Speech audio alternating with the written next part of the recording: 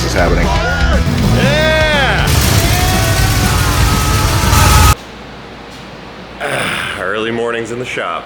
So welcome back to another episode of Staff Inspection. We're at the Donut Garage pretty early in the morning today after spending a late night at the shop buttoning up the car. As you know, last episode on the S14, we got it fired up. Yeah! Woo! But we're still worlds away from finishing this car. Everything from need a new body kit for it, need new wheels, new suspension, all new bushings, need a limited slip because it's got an open diff in the rear, still has stock seats. It needs a ton more to go. So we're not anywhere near done with this, but today we're taking it to the dyno.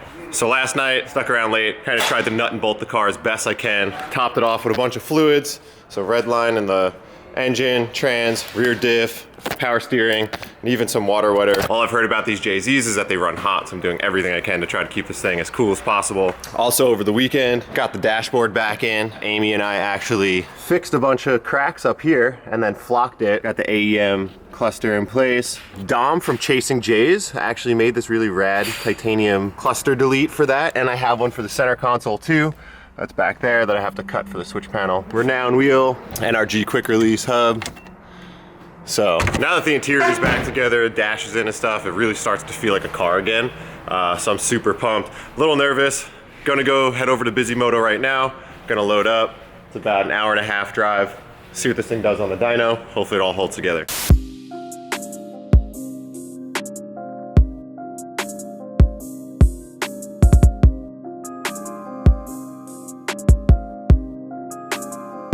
All right, so we made it out to Ontario, California, and we're at Bisimoto, and we're gonna get this thing on the dyno and make some power.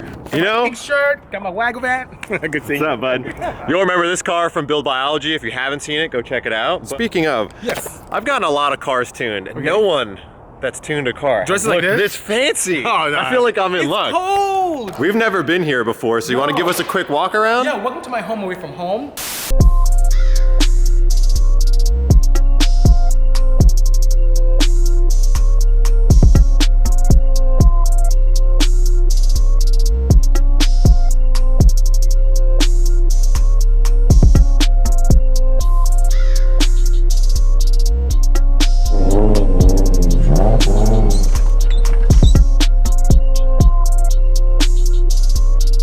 So we just got the car set up on the dyno. So this car is running on AEM Infinity and it has a CD5 display. Bissy is a AEM genius, so that's why we came here. Looking at different dash layouts that we could put. Yeah, this is cool. I like that one. I don't really like the background on it that much, but I like the tack sweep. That's kind of cool. Yeah, okay, because I have fuel level, I have ethanol content. I do want that. So I have this already made. I have gear. I like gear. Set up here already. Can my gears work even though I don't have a speed sensor? You need speed sensor. Okay, so I gotta... So I can take that out. There are cool things I can do, but at least it works then. Okay. So I have all that, fuel ratio. Not only do I have your fuel ratio, I have your fuel ratio target versus what you're having. I have your boost target versus what you're making. I have all your pressure, water temperature. On the next screen, I have battery volts, boost there as well, TPS. So if we vary TPS, you can see it moves. You can see all that cool stuff right there. I have... Oh, sick. Yeah. I didn't realize you have this many screens. I have so many different screens, and I have like a random one if you just want to see data, what's going on. Oh, that's awesome. I didn't realize that you could flip through so many different screens. So what I'll do is I can take this off, or I can make this all the way down without the gear there.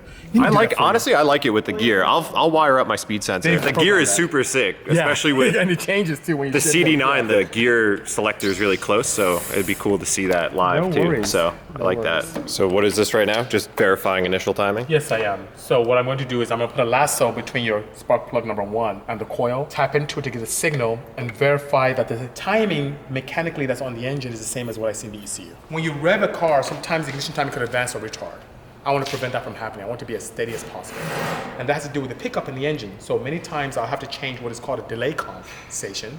With this delay comp, it allows me to set it in such a way that it compensates for any advancement or retarding of the pickups that the ECU sees to keep the timing steady. So I have to do that before we begin our session. But it just takes a few seconds to be ready. It's okay, this isn't really something I want you to rush through, so. Okay, first I'm going to make sure all the vitals are proper, and then after that, we'll do something that I'm very proud of, partial throttle tuning.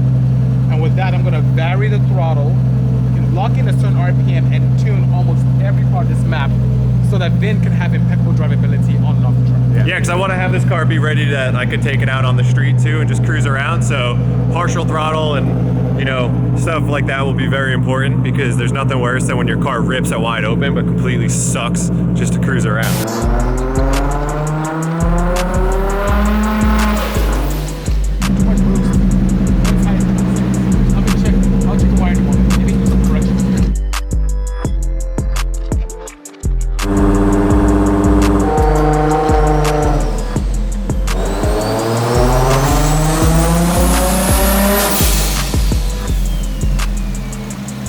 We are just finishing up the 91 Octane Tune. It made 400 wheel on 13 PSI. Not the highest numbers, but we're never really gonna drive the car on 91 Octane. We're never gonna rip on it on 91. Mostly, it's just there for like if I take the car to the canyons or a car show or just cruising around and E85 is not available, I wanna be able to at least like not get stuck. He's saying the car gets kind of noisy, meaning like a little bit of knock on 91, which is pretty common. 400 horsepower on 13 PSI, 91 Octane shit California gas. Not too bad, so we're gonna throw some Ignite Red in it, do a E85 tune, and see what it makes. It should do close to 500. We'll see, probably like 460, I think. So Turbo Smart is right next door to Bisimoto, and they came here and they asked why we're running a brand new build car with their old parts. They actually decided to swap out my old gate for a Gen V, because they said that this is the highest flowing 45 mil gate in its class. Since we have the car in the dyno and the gate is so accessible, they were like, let's throw one on and see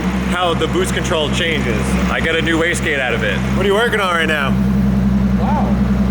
Oh, I'm playing with cam timing.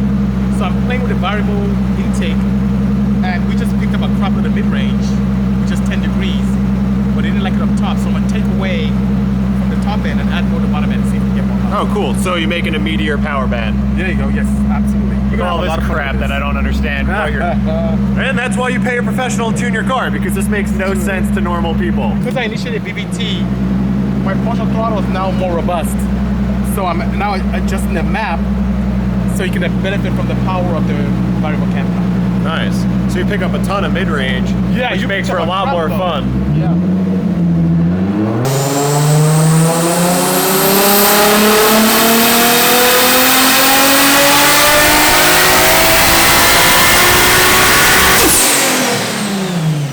This is how much torque you picked up on just cam time.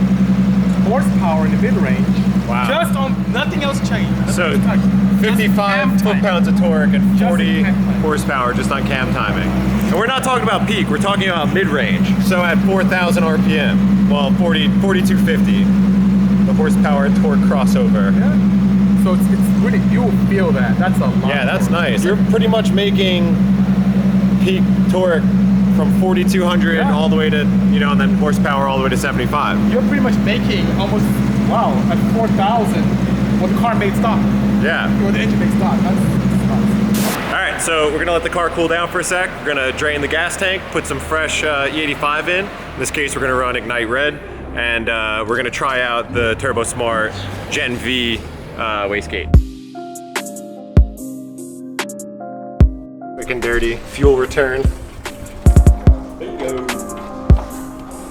So I just drained gas through the return, so it got the whole system clear. I'm just gonna see if I could squeeze out any more just from the feed line. So we got the Gen V wastegate in place, super quick swap, and then upgraded to some silicone wastegate lines so we don't melt another line and blow the engine up. What's the biggest difference while tuning on E85? The tuning window is much wider. It's less knock sensitive. Per air burned, E85 has a higher caloric content. So what that means is for every pound of air being consumed, you make more heat, make more power. Typically we see 5 to 8% more improvement in power for the same level. But in this case, I think your engine's really gonna love it. Nice, because I'm it allows excited. for denser intake charge, allows for a lot more power, and I can push boost and ignition timing safely and create more power for you. So one cool thing I've done here for him is I have a boost target based upon flex fuel content. So when he is mostly on gasoline, the boost will be lower, and I'll increase this for more boost during his excursion with high content of ethanol. But what's interesting is safety. If he's racing in a very hot temperature and his intake temps get high, I have a duty table that can reduce the boost and keep the engine safe. So at high air temps, boost comes down, and just stay safe, Vinny's happy. That's smart. That's one of the reasons why I want to do standalone, because there's a lot of really cool tricks you can do on that. Because in the summertime at the tracks here, I mean, you'll have tarmac temperatures of like 120 degrees, and your car, if you're not properly pulling timing and stuff like that, I mean, you could completely destroy your, I mean, it just doesn't work. So this is really cool. I mean, it'll feel down on power during those days, but you know, I'd rather lose a little bit of power than lose an engine. So we're at 70% ethanol. Let's see what it does. There's a lot more flow going out that gate. Oh my God. It's obeying the spring now, which is amazing. Same 45 form factor, but massive increase in flow. Now go to town. You will do anything you want. So TurboSmall is kind enough to provide a new gate, wastegate that is, and it's very efficient. So what happened was, on our old 45, which is their Gen 4, because of the manifold design, we had a 7-pound spring in, but it was targeting 12 PSI minimum. They said even though the manifold is you can't change that right now, they were like, try this new wastegate and it should help open up and control boost. So now with the 7-pound spring, we're only hitting 7 pounds, so the gate is doing its job. It's making up for a not so efficient manifold. Not ideal. That's crazy. I've never seen the answer to a not ideal manifold. More flow. I've never seen more flow in the same 45 mil hole. Wow. I need a higher spring because put some duty cycle to it. Give it a try. Again, we have more mechanical advantage as well. Okay. So your maybe I'll be okay. Maybe I can get this high. Let's do some pulls and then I'll put my hands back on the flaming hot manifold to change the spring. Nothing's free.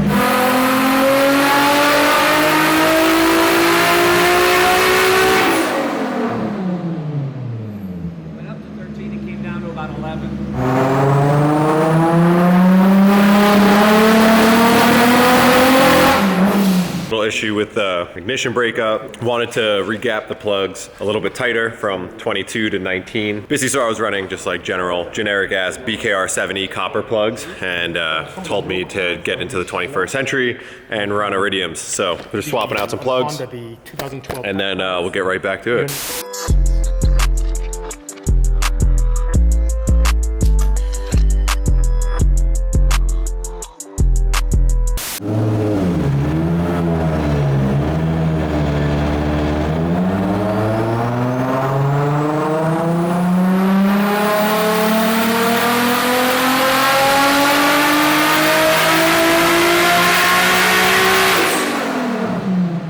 All right, 440 something. Iridium. Yeah. Ah, cheap plugs. Oh man. Dude, look at the peak torque is at like less than 4,500 RPM. Almost 400 foot-pounds of torque at like 4,000 RPM. Pulling all the way to redline. That's solid. All right, so it's Saturday morning. We're back at Bissy's shop. Last night we ripped the boot on one of the coils, and it was too late to go to an auto parts store, so we had to pack it up and come back. But right now we got the car on the dyno, and we're doing a bit of partial throttle testing, and then we are going to finish up the Z85 tune. Surprise, surprise, look who else is here. What's up? How's it going? Man with another computer. We need 2 computers.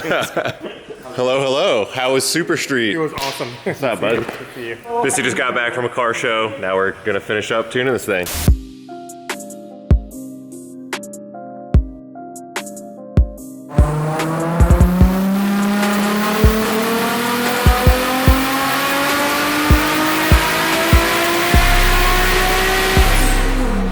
$494.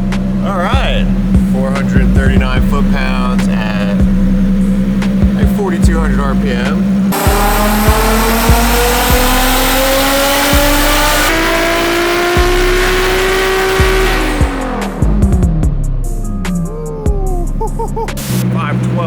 Man, that's such an insane amount of power they're able to tune out of this thing on just a change of fuel. 532 wheels, 454. That torque curve is sick too. Oh, okay. Look, happier today. I'm happier. Absolutely happier. Cool. So I'm freaking pumped. These guys killed it. We ended up with 513 And look at that torque. 450 torque. Can you handle that, Vin? I'm gonna run kind of small tires, so this thing's just gonna rip burnouts, man. 450 foot-pounds of torque at like 4,200 RPM. Yeah. That's pretty impressive. Now, if and then you- that carries it all pretty much. It's above 500 horsepower until 7,500. Dude, that's a power bank. That's really nice. Yeah. That's really nice. In about 500 RPMs, you gain 189 foot-pounds of torque. Yeah, that ramp in from 3,500 is gonna feel crazy. That's gonna be a lot of fun. Oh It's gonna be a man. lot of fun. So this thing's ready to rock, Ready to huh? rock. I think your goal was 500. It got to 513, which is very nice. Very safe, quiet engine, loves E85, but even on 91 to make 400 wheel, it's really impressive. There's more in her, but you know what? You need to enjoy her as she is. It made 513 wheels, so that's sick. that's That's, really a good good. bragging number. That's a really good great brag bragging number. It's good. It's good. She's gonna be a lot of fun. She's lightweight, agile. It's gonna be a lot of fun. Hell yeah, dude. Now you have to put it to the ground. Let's go. Good. All right, so there you have it. Another one in the can. Be sure to subscribe to this channel because here is where all Hoonigan builds are going to be living from here on out. Now, shows like Carcane Rehab, Garage, Staff Inspection, Knuckle Busters, Unpro's Garage, who knows?